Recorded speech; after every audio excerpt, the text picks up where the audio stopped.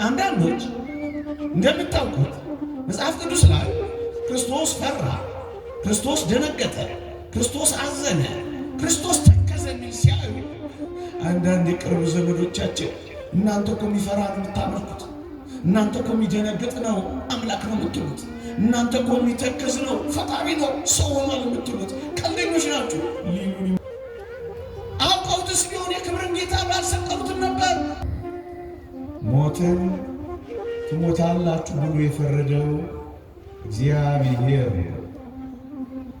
ይህንን ሞት ይህንን ፍርድ ሊያነሳው ሊሽረው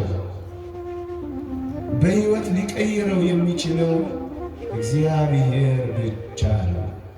እንዴት ፈጣሪ ሰው ሆነ ትላላችሁ?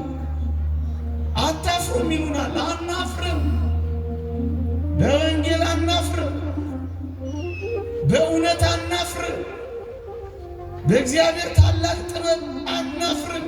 አንዳንዶች እግዚአብሔር ይቅር ሊላቸው እየቻለ አዳምንና ሔዋንን ለምንድን ነው ሰው እስከ መሆንና ሥጋ ከመልበስ የምታደክሙት ብለው ይጠይቁናል። እግዚአብሔር ይቅር ብሏቸው ቢያልፋቸው አይሻልም ነበር? ለምን እስከ ሞት፣ ለምን ሥጋን እስከ መልበስ አተጋሩ? ለምን ይህን ሁሉ መከራ ታወሩልናላችሁ?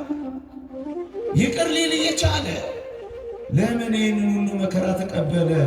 አዎ ክርስቶስ የሥጋችን ካሳ የሥጋችን ቤዛ ብቻ አይደለም፣ የነፍሳችንን ቤዛ ነው። በስመ አብ ወወልድ ወመንፈስ ቅዱስ አሃዱ አምላክ አሜን። የሐዋርያው የቅዱስ ጳውሎስ መልእክት ወደ ጢሞቴዎስ አንደኛ ጢሞቴዎስ ምዕራፍ 3 ቁጥር 16 እግዚአብሔርን የመምሰል ምስጢር ያለ ጥርጥር ታላቅ ነው፣ በሥጋ የተገለጠ ነው የሚለው። ብዙዎች እግዚአብሔር ሰው ሆኗል ስንላቸው አፊዘውብናል። እግዚአብሔር ሥጋን ለብሶ ተዋህዶ በእኛ መካከል ተገኝቷል ስንላቸው ቀልደውብናል፣ ይቀልዱብናል። ለእኛ ታላቅ ምስጢር፣ ለሌሎች መሰናከያና እንቅፋት፣ ለአንዳንዶችም ተረት ተረት ሆኗል።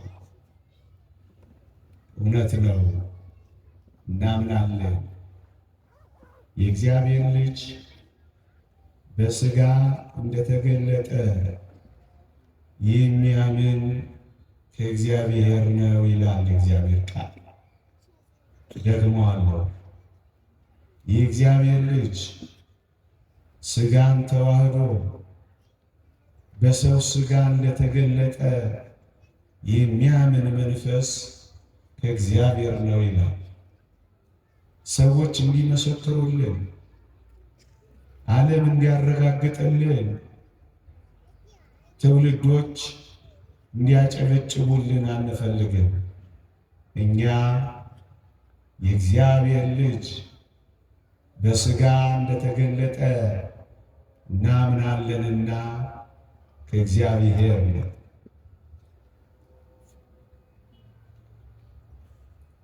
ነገሩን ጥቂት ለማብራራት ያክል አልችለው ሊቃውንቱ ቢገልጹት ያምርባቸዋል።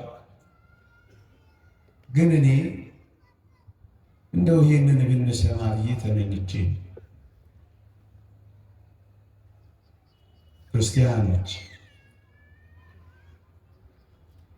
እግዚአብሔር በቀጥታ ነው እኛን የፈጠረን፣ በተዘዋዋሪ ያልፈጠረንም። በተዘዋዋሪ ማለት በመላእክት ወይም በቅዱሳን ወይም በሌላ እሱ በሚያውቀው ምክንያት አልፈጠረንም። እኛን የፈጠረን በቀጥታ እግዚአብሔር ነው። በቀጥታ የፈጠረን አምላክ የወደቀውን ዓለም እንደገና ሊያድነው የሚገባ በቀጥታ ነው እንጂ በሌላ በምን ሊያድነው ይገባል? ለዚህ ነው ኦርቶዶክሳዊነት በቀጥታ የፈጠረን እግዚአብሔር ነው በቀጥታ መጥቶ ያዳነን ብላ የምትመሰክረው።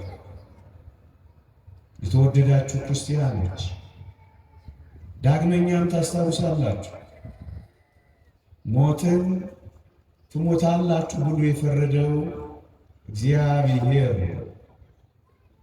ይህንን ሞት ይህንን ፍርድ ሊያነሳው ሊሽረው በሕይወት ሊቀይረው የሚችለው እግዚአብሔር ብቻ ነው።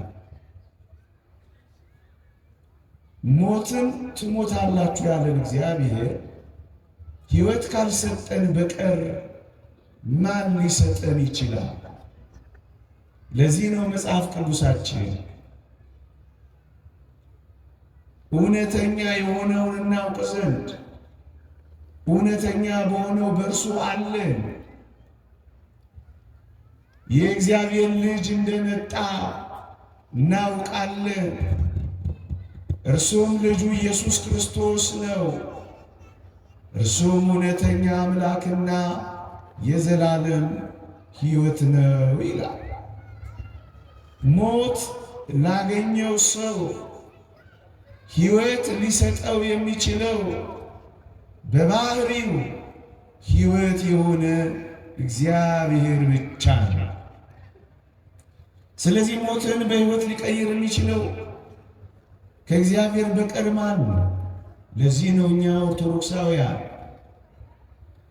ሕይወት ሰጪ የሆነው እግዚአብሔር ሕይወት እንደሆነን የምንመሰክረው። ልብ በሉ፣ እርሱ እውነተኛ አምላክና የዘላለም ሕይወት ነው የሚለው። ሕይወት ነው የሰው ልጅ ያስፈለገው። በሞት ሕይወትን ሊቀይርለት ነው የሚገባው። ሕይወት የሆነው በባህሪ ደግሞ እግዚአብሔር ነው። ለዚህ ነው እኛ እግዚአብሔር ራሱ ነው ሕይወት የሰጠን የምንለው።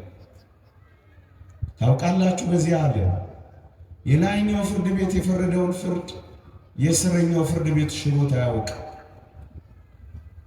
እግዚአብሔር ሞትን ከፈረደ ይህንን የሞት ፍርድ መላእክት ቅዱሳን ሊያነሱት አልቻሉም ነበር። ስለዚህ ሞትን ትሞታላችሁ ያለው ራሱ እግዚአብሔር ሕይወትን ደግሞ ሊሰጠን መጣ። ለዚህ ነው እኛ ኦርቶዶክሳውያን እውነት ነው እግዚአብሔር ሰው ሆኖ በሥጋ ተገልጧል ብለን የምናምነው። የተወደዳችሁ ክርስቲያኖች መጽሐፍ ቅዱስ ግን ይህን ሐሳብ ይናገራል። አዎ በጥቂቱ እነዚህን ሐሳቦች ማሰማት ነው ሐሳብ። ቀስ ብዬ የምናገረው ትንሽ የተረዳን ከሆነ ብዬ ነው። የዮሐንስ ወንጌል ምዕራፍ 1 ቁጥር 1 እንዲህ ብሎ ይጀምራል። በመጀመሪያው ቃል ነበር፣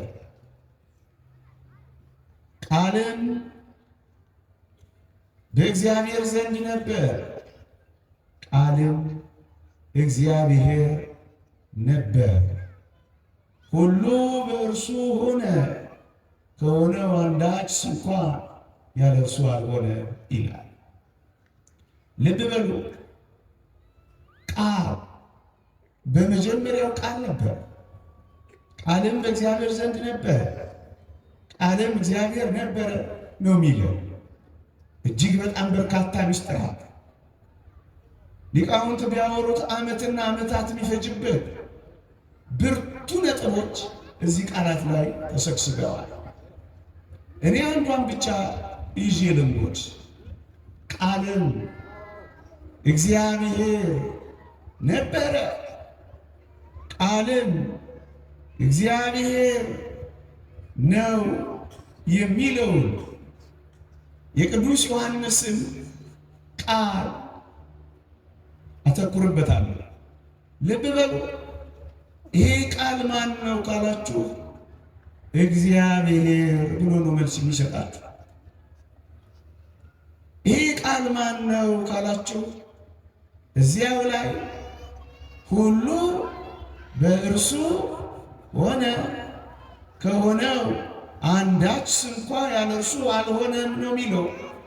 ፈጣሪ ነው የሚላችሁ ተወደዳችሁ ኦርቶዶክሳውያን። ከሆነው አንዳች ስንኳ ያለ እርሱ አልሆነም ነው የሚለው። የተፈጠረው ፍጥረት ሁሉ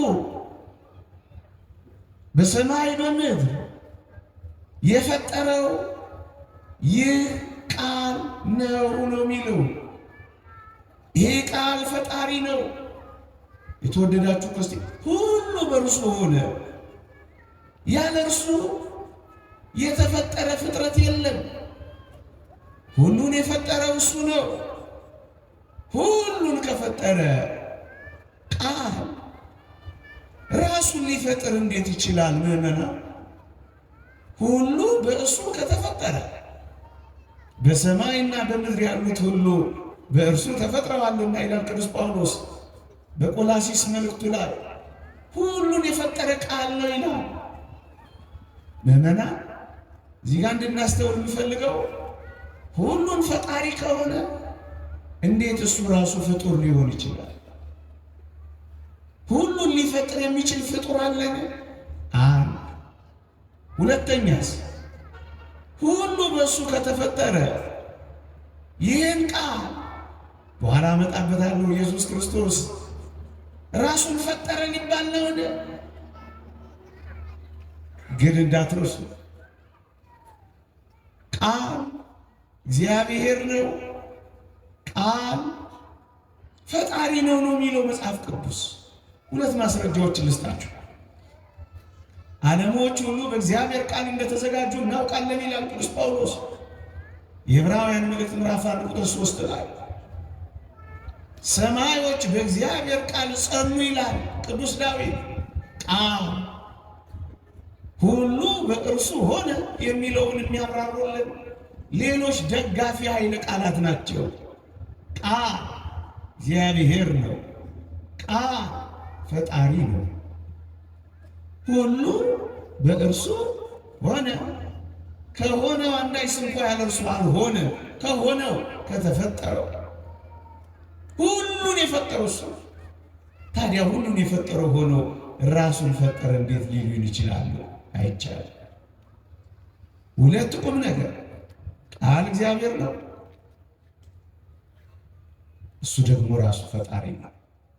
እችን ያዙና ወደ ተነሳውበት ሐሳብ ለመሄድ የሚያጸናልኝን ኃይለ ቃል የምናገኘው ቁጥር 14 ላይ ነው።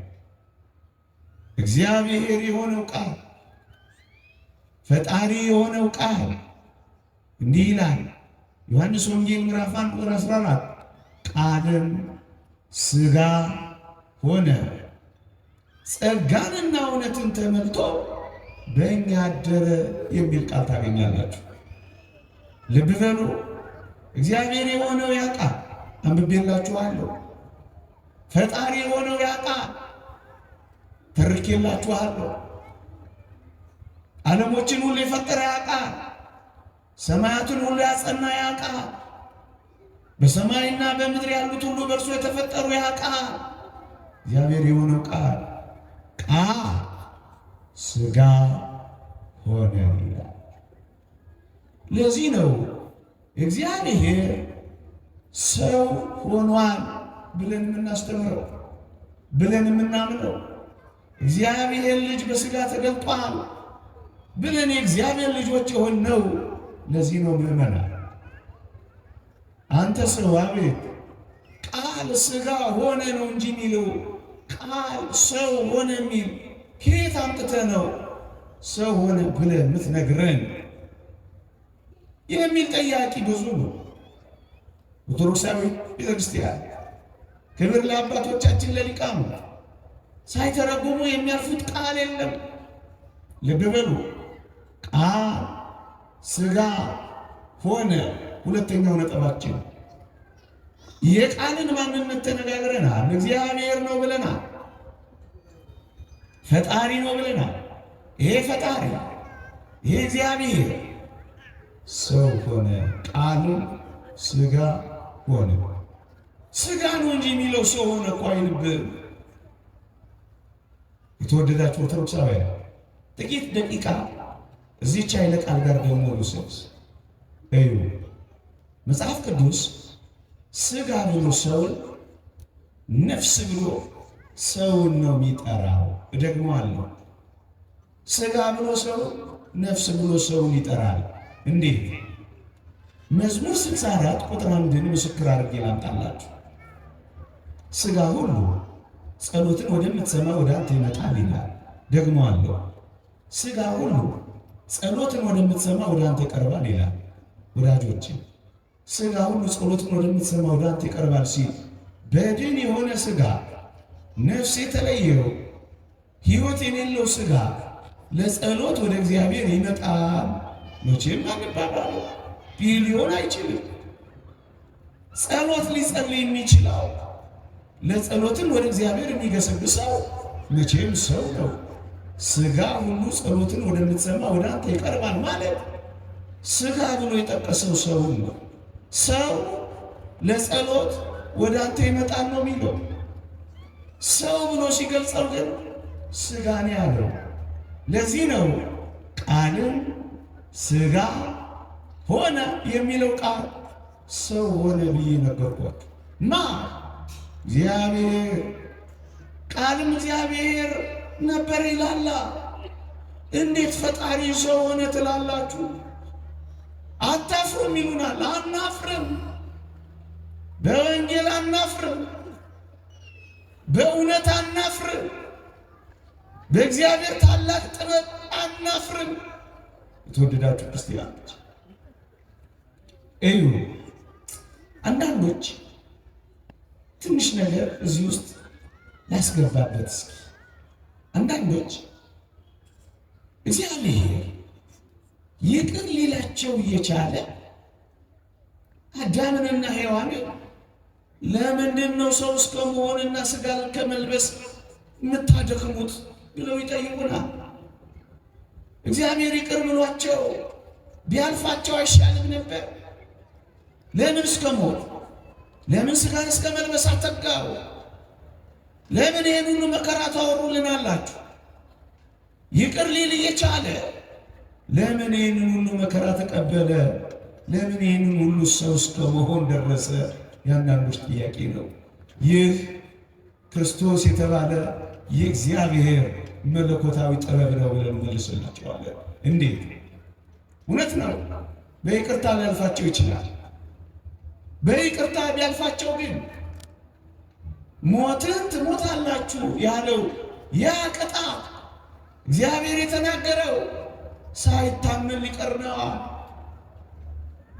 ይቅርታ አንድ ነገር ሆኖ የእግዚአብሔር ፍርድ፣ የእግዚአብሔር ፍትህ፣ የእግዚአብሔር ርት በምድራችን ላይ ሳትጸና ልትቀር ነው። እግዚአብሔር ሳይታመን ሊቀር ነው። ስለዚህ እግዚአብሔር እውነት ነው ፍርዱን ፈርዷል። ግን ደግሞ በባህሪው እግዚአብሔር ቸርና ሩሩ ስለሆነ እውነታቸውን ነው ይቅር ሊል ይገባል። ስለዚህ በፍርዱና በይቅርታው መካከል አንድ እግዚአብሔር ጥበብ ያስፈልጋል። አዩ እግዚአብሔር ይቅር ሳይላቸው እንደፈረደባቸው ቢተው ኖሮ እግዚአብሔር አምላካችን ለአንዳንዶች መዘባበቻ ሆኖ ይቀር ነበር።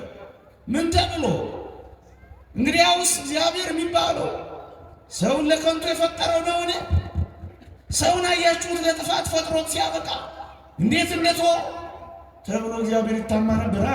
ሐሜቱን እንቶ ለእግዚአብሔር ፍቅር የሆነው ባህሪ ግን የሚስማማ አይደለም፣ ሰውን ዝም ብሎ መቶ።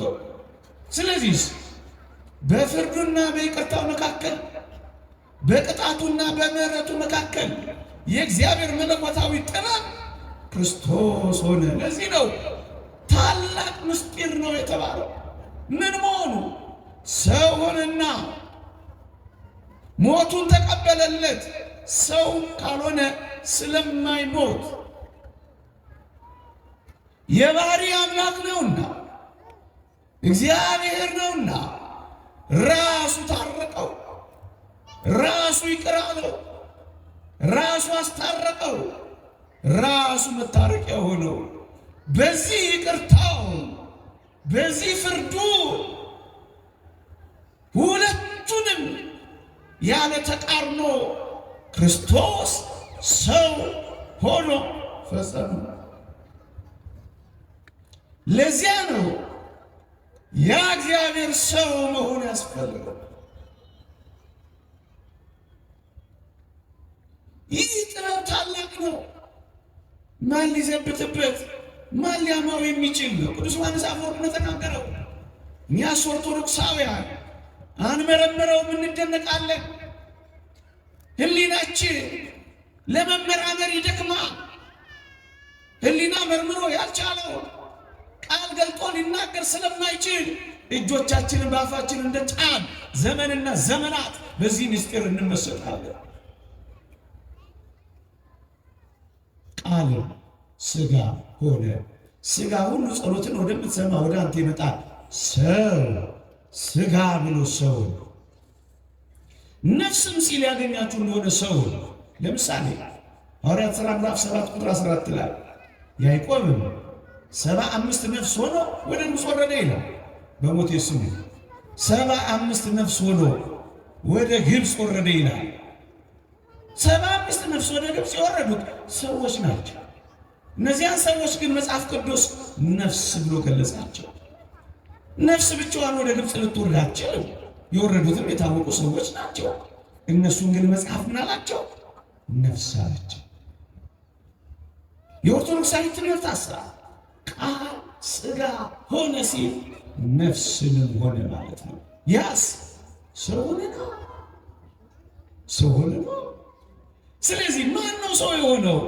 እግዚአብሔር የሆነው ቃል ነው። ፈጣሪ የሆነው ቃል ነው። ሰማያትን ያጸናው ቃል ነው። ሰው ቃልም ሥጋ ሆነ፣ ሰው ሆነ። ስለዚህ እግዚአብሔር ሰው ሆኗ። ከዚህ በላይ ምን እናምጣ? ግብፅ ቃል ተቀምጦ ቃልም ሥጋ ሆነ። እቺን ቃል ጥቂት ደቂቃ ልቆይባት አልኳችሁ። በቤተ ክርስቲያን ታሪክ የተነሳ አቡናሪዮስ ወይም አፖሎናሪዮስ የሚባል አንድ መናፍቅ ቃሏን ብቻ ወሰዳት። በዚህ ዘመን እንዳሉ አንዳንድ ሰዎች ቃልም ሥጋ ሆነ ስለሚል ሰው የሆነው ክርስቶስ ነፍስ የለውም፣ ምክንያቱም ሥጋ ብቻ እኮ ነው የሚለው የሚል መከራከሪያ መጣ። ቃልም ሥጋ ሆነ፣ ሥጋ ነው እንጂ ሆነው ነፍስን አልሆነም። እንደውም ፈቀቅ አለና ኢየሱስ ክርስቶስ እኮ ሥጋን ብቻ ነው እንጂ ከሰው የነሳው ነፍስን አልነሳም። ይልቁንም ነፍሱ መለኮቱ ተክቶታል። ራሽናል ሶል የሚባል ትምህርት አጥቷል። በረከቱ ይደረግልን። ቅዱስ ቄርሎስ እንዲህ ብሎ መለሰለት። ወደ ኦሪት ዘፍጥረት የመጀመሪያዎቹ ምዕራፍ ወሰደውና በአዳም ላይ እግዚአብሔር እንቅልፍ ጣለበት፣ ከጎኑ አጥንት አወጣለት። አጥንቷ ወደ አዳም ሲያመጣት አዳም እንዲህ ብሎ መለሰ፣ በሞቴ ስሙኝ። አጥንት ነው እግዚአብሔር የወሰደው። ግን አዳም ምን ብሎ እንደመለሰ ተመልከቱት። ይቺ አጥንት ከአጥንቴ፣ ይቺ ሥጋ ከሥጋዬ ናት፣ ከወንድ ተገኝታለችና ሴት ትባል ብሎ መለሰ። ወዳጆቼ አጥንት ብቻ ነው ያወጣው። አዳም እኮ ሊል የሚገባው ይቺ አጥንት ከአጥንቴ ናት፣ አበቃ። ሥጋ እስኬት አመጣች? ለምን ጨመረበት? ቅዱስ ቄርሎስ እግዚአብሔር አጥንት ብቻ ወሰደ ተብሎ አንተ እንዳልከው ቃል ሥጋ ሆነ ብለህ ሥጋ ብቻ የሆነ ከሆነ አለው አጥንቱ ወሰደ ካልከኝ ሴቶች በሙሉ ምንድናቸው ማለት ነው? አትፍሩ በሉ ፈቅጄላችኋለሁ። ምን ነው ፍርሃታችሁ በዛ? አጥንት ብቻ ናቸው። አያችሁ ስጋ ብሎ ስጋ ብቻ እንዳልሆነ የምታውቁት ወደ አዳም ሲያመጣ አዳም እውነተኛውን ነገር ነገረው። ስጋዋ ከስጋዬ አጥንቷ ከአጥንቴ። እንደውም ቆርጦት ነው እንጂ ሊቃውንት ቀጥለውታል። ፀጉሯ ከፀጉሬ፣ ነፍሷ ከነፍሴ፣ ጥፍሯ ከጥፍሬ ስትባል አያችሁ። አጥንት ወሰደ ማለት አጥንት ብቻ እንዳልሆነ ስጋ ሆነ ማለት ስጋ ብቻ አይደለም ነፍስንም ጭምር ነው ብሎ መልሰዋል። ምክንያቱም ኢየሱስ ክርስቶስ ሰው ሆኗል። ሰው ማለት ደግሞ የነፍስና የስጋ ተዋህዶ ነው። ምንና ፈቀቅ ብሎ ያነሳው ጥያቄ ደግሞ በጣም ቀላል ነው። አፉን አዘግቶታል። ስጋ ብቻ ስለሚል ስጋ ብቻ ነው እንጂ የሆነው ነፍስ የለውም ብሎ ሲክድ እንግዲያውስ የሕፃኑን ነፍስ የሚፈልጉ ሞተዋልና ወደ እስራኤል ተመለስ የተባለው ያ ሕፃን ነፍስ ቢኖረው ነው አይኖረው ነው? ቢኖረው። ነፍሴን በእጅ አደራ እሰጣለሁ ያለው ክርስቶስ ነፍስ ስላለው ነው ስለሌለው? ስላለው። ነፍሴን ተዋት ደግሞም ላነሳት ስልጣን አለኝ ብሏል። ነፍስ ቢኖረው ታዲያ ነፍስ የለውም ብሎ ማን ሊክድ ይችላል? ሰው ሲሆን ነፍስንም ገንዘብ ማድረግ ይሄ ነው ሰው መሆን አልኳቸው። አሁንም እዛው ቃል ላይ ነው። እንዲያውም ቅዱስ ቄርሎስ ነገሩን ከፍ አደረገና ወደ አስደናቂ ነገር መለሰው። በኢየሱስ ክርስቶስ ቃል ሥጋ ሲሆን እግዚአብሔር ሰው ሲሆን የሰውን ነፍስ ካልተዋሃደ የሰውን ነፍስ ካልነሳ ለነፍሳችን ካሳና ቤዛ አልሆነንም ማለት ነው። ምክንያቱም የሰው ነፍስ ካልሆነች ክርስቶስ የወሰዳት ለምን ብሎ ነው ለሌላ ነፍስ ተላልፎ የሚሞተው ብሎ ጠየቀ ቅዱስ ቄርሎስ። አፉን አዘጋው። አዎ ክርስቶስ የሥጋችን ካሳ የሥጋችን ቤዛ ብቻ አይደለም፣ የነፍሳችንም ቤዛ ነው። አንዳንዶች እንደምታውቁት መጽሐፍ ቅዱስ ላይ ክርስቶስ ፈራ፣ ክርስቶስ ደነገጠ፣ ክርስቶስ አዘነ፣ ክርስቶስ ተከዘ የሚል ሲያዩ አንዳንድ የቅርብ ዘመዶቻችን እናንተ እኮ የሚፈራ ነው የምታመልኩት፣ እናንተ እኮ የሚደነግጥ ነው አምላክ ነው የምትሉት፣ እናንተ እኮ የሚተክዝ ነው ፈጣሪ ነው ሰው ሆኗል የምትሉት ቀልደኞች ናችሁ ሊሉን ይሞክራሉ። እኛ ግን አንድ ነገር እናውቃለን። ሰው በመሆኑ ምክንያት ፈራ የሚል ቃል ስናነብ የእኛን ፍርሃት እያስወገደ እንደሆነ እናውቃለን። በቅጥነተ ሕሊና የተረዱ ኦርቶዶክሳውያን ሊቃውንት ደነገጠ የሚል ባነበቡ ቁጥር ድንጋጤያችንን እንዳባረረ ይነግሩናል። ሐዘናችንን እንደተወገደ ይነግሩናል። ለዚህ ነው እነዚህ ቃላት ለክርስቶስ ተጠቅሰው ልናያቸው ብለው ያብራሩልናል። ነገሩን ከፍ እናድርገው። መፍራት፣ ማዘን፣ መተከዝ፣ መደንገጥ የነፍስ ሕማማት ናቸው። ነፍስ በምን ትታመማለች? በሐዘን፣ በድንጋጤ፣ በፍርሃት፣ በትካዜ። ታዲያ ክርስቶስ ለምን እንደዚህ ሆነ? ነፍስን ገንዘብ ስላደረገ። ግንስ ለነፍሳችን እየካሰ በመቸንከሩ፣ በመገረፉ፣ በመቁሰሉ ሥጋችን ካሰ። የሥጋችን ብቻ አይደለም ብያችኋለሁ፣ የነፍሳችንም ቤዛ ሆነ። ለዚህ ነው እነዚህ ቃላት የተጠቀሱት፣ ነፍሳችንንም ጭምር ካሳ። ክርስቶስ የወሰደው የሰው ልጆች ነፍስ ካልሆነ በቀር ነፍሳችን እንዴት ወደ እረኛ ወደ ነፍሳችሁ እረኛ ተመልሳችኋል እንዴት ልንባል እንችላለን? የነፍሳችን እረኛ እኮ ነፍሳችንን ከወህኒ ከሲኦል ያወጣት ነው። በወህኒ ለነበሩት ነፍሳት ሄዶ ሰበከላችሁ የተባለው ነፍስ ስለተዋህደው አይደለምን? ፎርሽ ያደረገው። ስለዚህ ሥጋ ሆነ፣ እንድገመው፣ ነፍስንም ሆነ፣ ሰው ሆነ፣ ሰው ሆነ፣ ሰው ሆነ።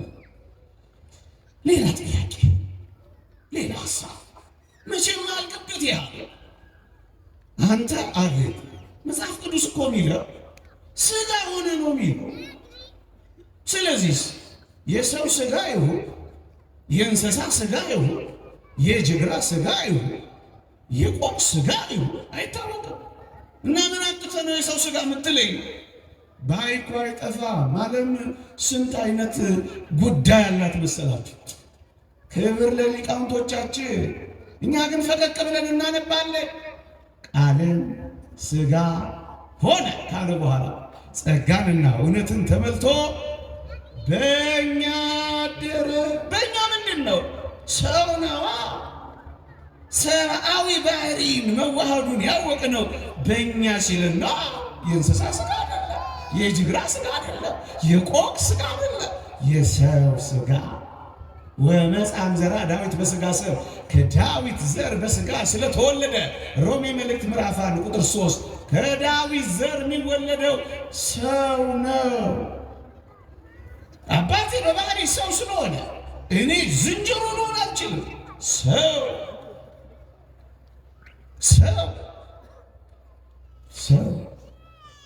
የያዘው የአብርሃምን ዘር ነው እንጂ የመላእክትን ዘር አይደለም። ሥጋ የላቸው ሰው።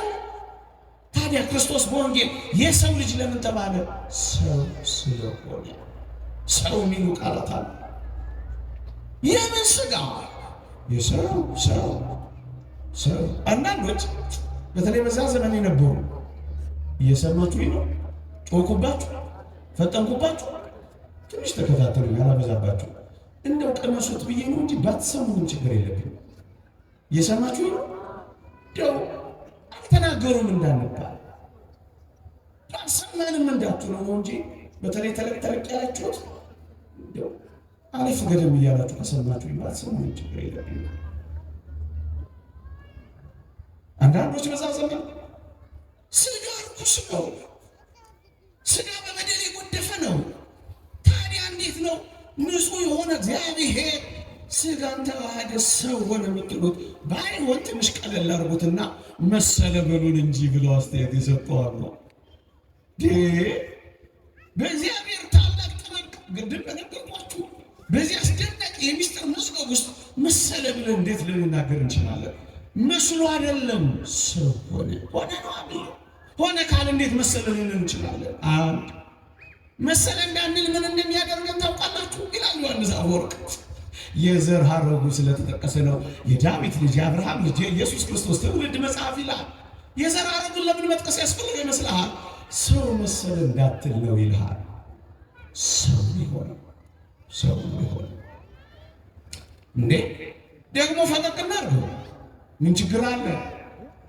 መንፈስ ቅዱስ ገልጦላቸው ለኦርቶዶክሳውያን ሊቃውንት ክብር ይግባል። ሆነ እኮ ነው የሚለው ቃል ሥጋ ሆነ እኮ ነው የሚለው።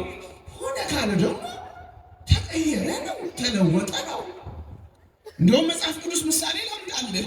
ውሃውን ደም ሆነ ሲል እዛ ኦሪት ዘጸአት ላይ እኮ ውሃ ወደ ደምነት ተለወጠ፣ ውሃ ወደ ደምነት ተቀየረ ማለት ካልሆነ በቀር ልክ እንደዚሁ ቃል ሥጋ ሆነ ሲል እኮ ወደ ሥጋነት ተቀይሯል ማለት ነው።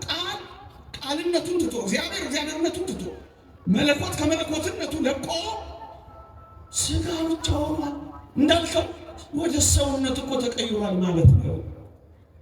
ሊኑን የሚከጅሉ እንዳይሉ የተወደዳችሁ ክርስቲያኖች 2 ወይም 3 ነጥቦችን አከታትዬ ልንገራችሁ።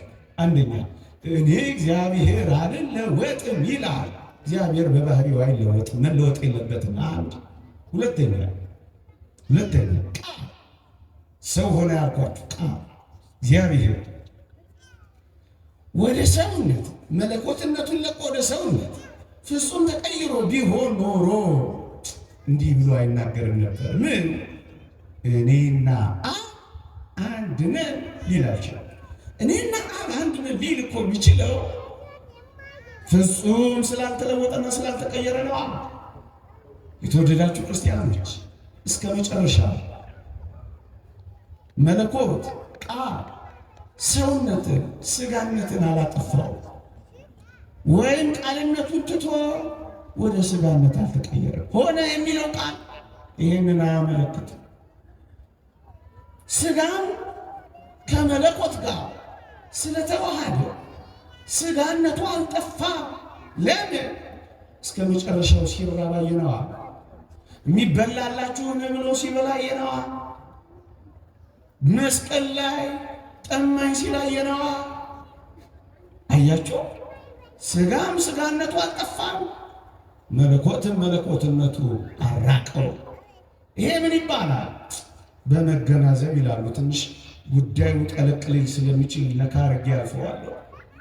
መለኮት መለኮትነቱ እንዳለ እንደተጠበቀ በተአቅቦ ይላሉ። በመጠባበቅ ሥጋም ሥጋ እንደሆነ በመጠባበቅ በመገናዘብ ነው ቃል ሰው የሆነው። ይህንን መገናዘብ ኮሚኒኬሽን ኦፍ አትሪቢዩትስ ይሉታል ፈረንጆቹ። ኦርቶዶክሳውያን ሊቃውንት ደግሞ መገናዘብ። ስለዚህ ሆነ ሲል ተቀየረ ማለት አይደለም። ሆነ ሲል እንደው ኢትዮጵያውያን ሊቃውንት አስደናቂ ቃል ይናገራሉ።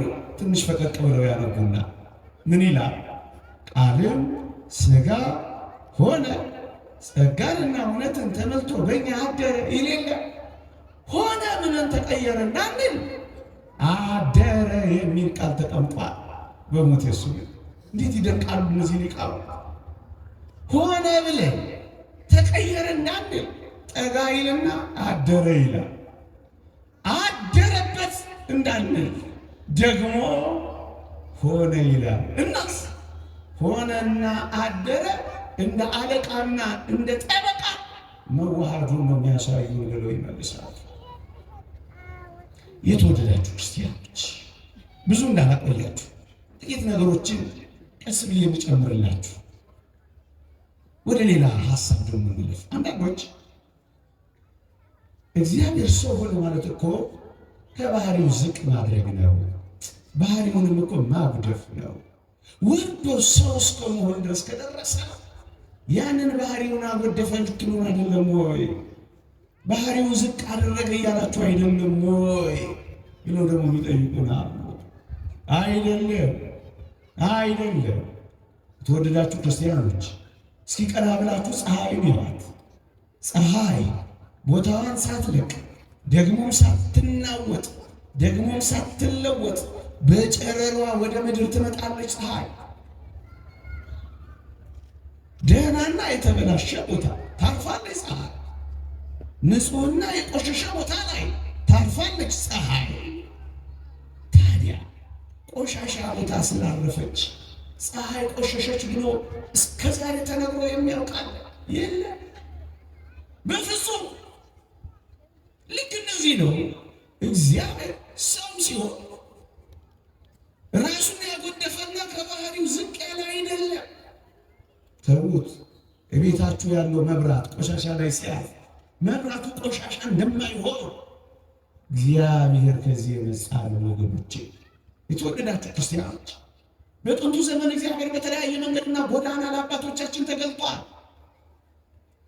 በሲና በረሃ ለሙሴ ነበልባል ከሐመልማል ሐመልማል ከነበልባል፣ ቅድም ያልኳችሁ ነበልባሉ ሐመልማሉን ሳያቃጥለው ሐመልማሉ ነበልባሉን ሳያጠፋው ግን ተዋህደው አንዱ ሳይቀይረው፣ ቅድም ያልኳችሁ ሥጋ ከመለኮት መለኮት ከሥጋ ሳይጠፋፋ ሳይለዋወጥ እንዳየነው ልክ እንደዚህ በሲና ተራራ በጸጳጦስ ተገልጦ እግዚአብሔር ለአባቶቻችን ተናግሮ ከነበረ ያን ጊዜ እግዚአብሔር ከባህሪው ዝቅ እንዳላለ በሐመልማል አይደለም በከበረው ሥጋ ሲገለጥ እግዚአብሔር እንዴት ባህሪው ዝቅ ሊል ይችላል? አንድ ሁለተኛ እግዚአብሔር ሰው ሲሆን የጎደፈን ሰውነት አይደለም የተዋሃደው። ሕርያቆስ በቅዳሴው እንደተናገረው ንጽሕናሽን ባወቀ ጊዜ እግዚአብሔር ስሙ ገብርኤል የተባለ መልአኩን ላከ። ንጽሕናን ባወቀ ጊዜ ንጹሕ ሥጋን የተዋሃደው ንጹሕ ምንም እንከን የሌለበት።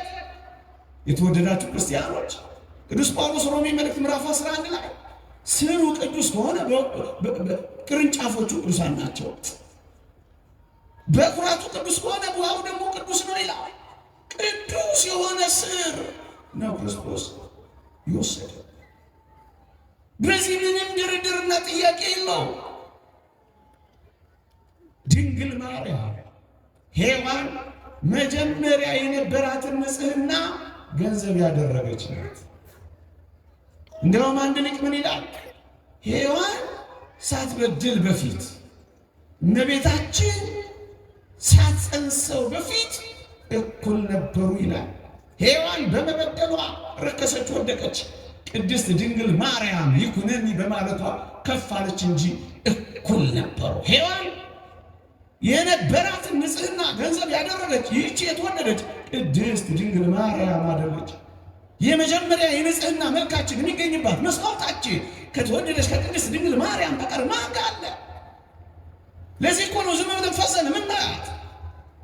መልካችን እሷ ጋር አለ፣ ንጽሕናችን እሷ ጋር አለ።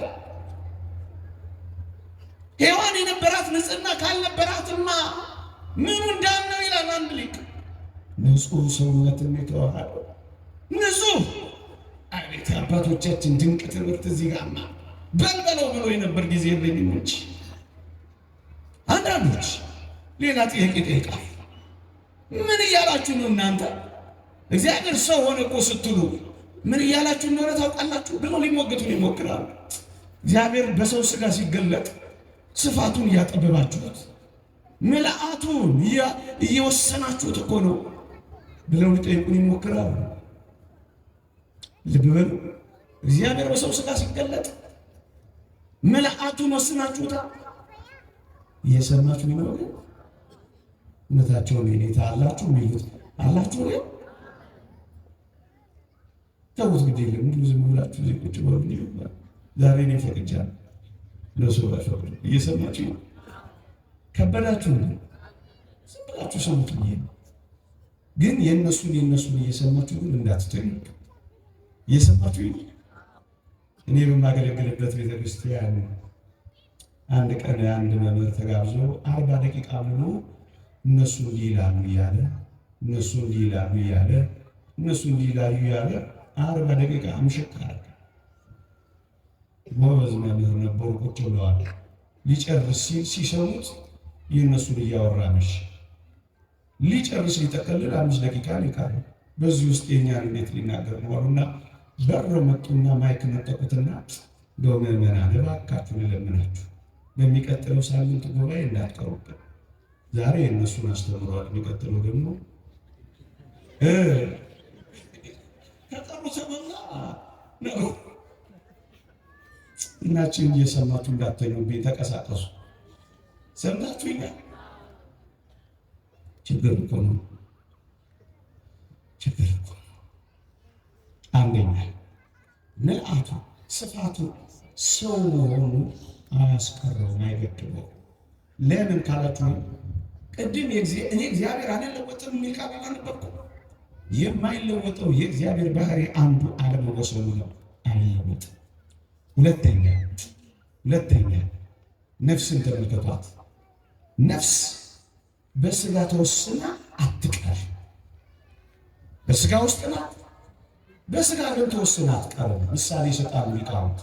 ነቢዩ ኤልሳዕ ንዕማን የሚባል አንድ ሰው ከፈወሰ በኋላ ብርና ወርቅ ሊሰጠው ሲል ብርና ወርቅህን ይዘህ ሂድ አለው። ጊያዝ የሚባል የነቢዩ አገልጋይ ግን ብርና ወርቁ አሳስቶት ነበር። ምንም እንዳልተፈጠረ ቀስ ብሎ ሾልኮ ንዕማን የሚባለውን ባለሰረገላ ትንሽ ርቀት መንገድ ሄዶ አስቆመውና ብርና ወርቁን ተቀበለ። ከዛ ምንም አልተፈጠረም አይደል? እሱ ቤት ወደ ነቢዩ ወደ ኤልሳዕ መጣላችሁ፣ ምንም እንዳልተፈጠረ። ከዛ ምን አለው ነቢዩ? የት ሄድካል? ጌታዬ ሆይ የትም አልሄድኩም እዚሁ እኮ ነበርኩ የሚል መልስ መለሰ። ነቢዩ ምን አለ? ባለሰረገላው ስታስቆመው ብርና ወርቅ ስትቀበለው ልቤ ከአንተ ጋር ይሄድ አይደለም? ምን አለ? ሰምታችሁኛል? ነቢዩ አንድ ቤት ተቀምጧል። ነፍሱ ግን ጊያዝ የምትሰራውን የሄደበት ሁሉ ሄዳ ታውቅ ነበር። በስጋ ውስጥ ናት፣ ስጋ ግን አላሰራትም። ወዳጆቼ በሞት እስኪ ስሙ። እነዚህ ቅዱሳን፣ እነዚህ ሰማዕታት፣ እነዚህ ንጹሐን የተወደዳችሁ ክርስቲያኖች ምድር ላይ ቆሙ። የሰማዩን ዙፋን ያዩ ነበር? አያዩም ነበር? ያያሉ። ነቢዩ ኢሳይያስን ተመልከቱት። እግዚአብሔርን ከፍ ባለ ዙፋን ላይ አየሁት አለ። ወዮ ዓይኖቼ ሰራዊት ጌታ እግዚአብሔርን አይተዋልና ሞትኩ አለ። ምድር ላይ ሆኖ ሰማይ ሰማያትን ያያሉ።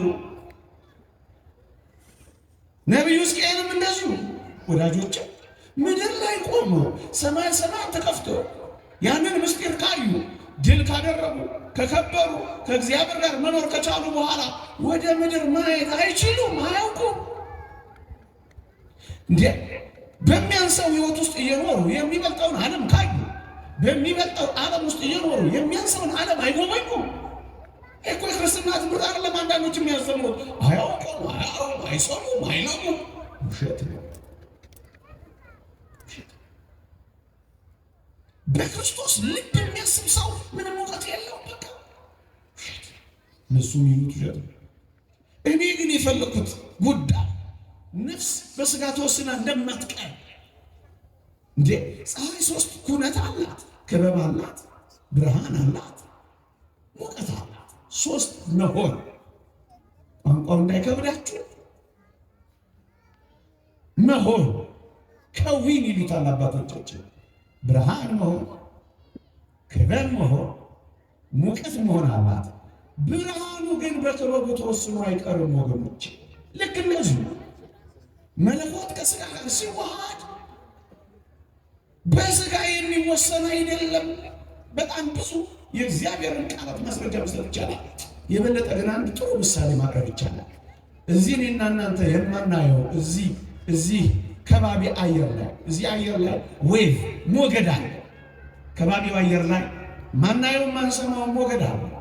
ይሄ ሞገድ በሳይንሳዊ መንገድ ቴሌቪዥን ውስጥ ይገባና ምስል ይሰጣል፣ ሬዲዮ ውስጥ ይገባና ድምፅ ይሆናል። ወገኖቼ ግን አንድ ጥያቄ ልጠይቃችሁ። ይሄ ከባቢ አለ ማናየው ማንሰማው እዛ ገብቶ ምስልም ሲሆን ቴሌቪዥን ውስጥ ድምፅም ሲሆን ሬዲዮን ውስጥ ሊቃውንት የሰጡን ምሳሌ ነው። በከባቢው አየር ላይ የለም ማለት ነው አይደለም? አለ። እዚያ በሰው ቅርጽ ስላየ ነው፣ ምስል ሰጥቶ ስላየ ነው። በከባቢው አየር ላይ ጠፋ ማለት ነው አይደለም? በቴሌቪዥኑ ተወሰነ ማለት ነው አይደለም? ልክ እንደዚሁ እግዚአብሔር ሰው ሲሆን መልአቱ ሰው መሆኑ አያስቀረው፣ ስፋቱን አጠበው፣ ከክብሩም ዝቅ አደረገው። የተወደዳችሁ ክርስቲያኖች እግዚአብሔር በዙፋኑ ለመላእክት የተገለጠ አልነበረምን? በዙፋኑ ሲገለጥ እግዚአብሔር ከባህሪው ዝቅ ካላለና ዙፋኑ እግዚአብሔርን ካልወሰነው ሰው ሲሆን ነው እንዴ እግዚአብሔር ይወስነዋል የሚሉት? አይደለም። ሌላ ጥያቄ ይሄ በጥያቄ ዛሬ የወለኩ ትምህርት ቤት አስመሰልከው እንዳትሉ። እግዚአብሔር ሰው ሆነ ስትልን አብና መንፈስ ቅዱስም ሰው ሆኑ እያልከን ነው? አይደለም። በተለይ አካል ቃል በከዊን ስም ቃል ሰው ሆነ። ስግው ቃል የሚል አዲስ ስም ይወጣለታል። ስግው ቃል ሰንበት ትምህርት ቤት ነው መጽሐፍት አንብቦ የምር ንማ አዲስ ስም ይወጣለታል። በተለይ አካሉ ነው። አብና መንፈስ ቅዱስ ሰው ሆነ አዲስ ስም ግን ይወጣለታል። ቃል ሰው ሲሆን ስጋን ሲዋሃድ ስግው ቃል የሚል መጽሐፍት ላይ ታገኛላችሁ። ብዙ አልሄድበትም።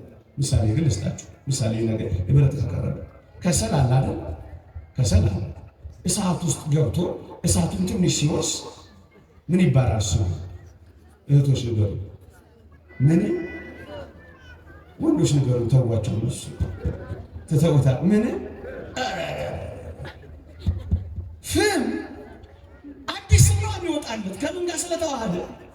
ስግው ቃል አዲስ ስም ነው። ሰው ይኸውላችሁ ፀሐይ ለምሳሌ ሶስት ኩነት አላት አላልኳችሁ? ምን መሆን? ክበቡ አለ፣ ብርሃኑ አለ፣ ሙቀቱ አለ። እውነት አሰብ እኔና እናንተን የሚያስተያየን ክበቡ ብርሃኑ ወይስ ሙቀቱ? ብርሃኑ ወዳጅ።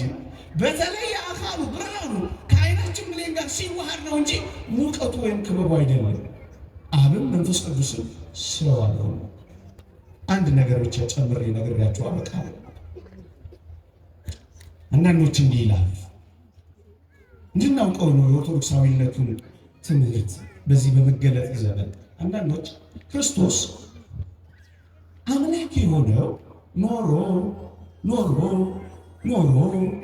ቆይቶ ከርሞ ዮሐንስ ዮርዳኖስ ሲያገኘው ነው አምላክ ለመሆን የበቃው እንጂ ሲወለድማ ፍጡር ነው ብለው ነው የሚያስተምሩት።